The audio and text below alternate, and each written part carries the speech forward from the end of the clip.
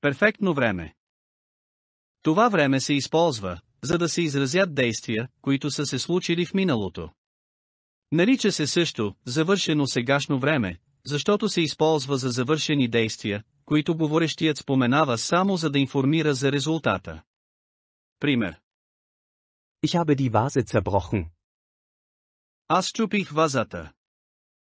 Не става въпрос за това, че говорещият се е занимавал с действието на счупване на вазата, а за това, че вазата вече е счупена или че говорещият е отговорен за това. Как се образува това време?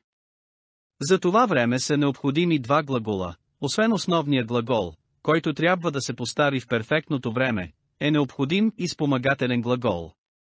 Най-често това е спомагателният глагол. Haben. При глаголи, които изразяват движение към определена цел, спомагателният глагол е Sein.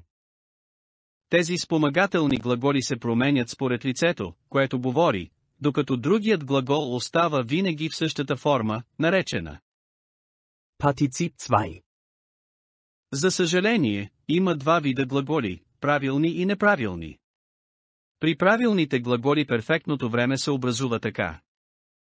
Ich habe einen Motorroller gekauft. Аз си купих скутер. Du hast ein Bild gemalt. Ти нарисува картина. Er hat das Fenster geöffnet. Той отвори прозореца. При неправилните глаголи, за съжаление, няма фиксирани правила. Трябва да се научи правилната форма наизуст. Примери. Ich habe einen Brief geschrieben. Аз написах писмо. Du bist zur Schule gerannt. Ти тича до училище. Er hat sich bei mir entschuldigt.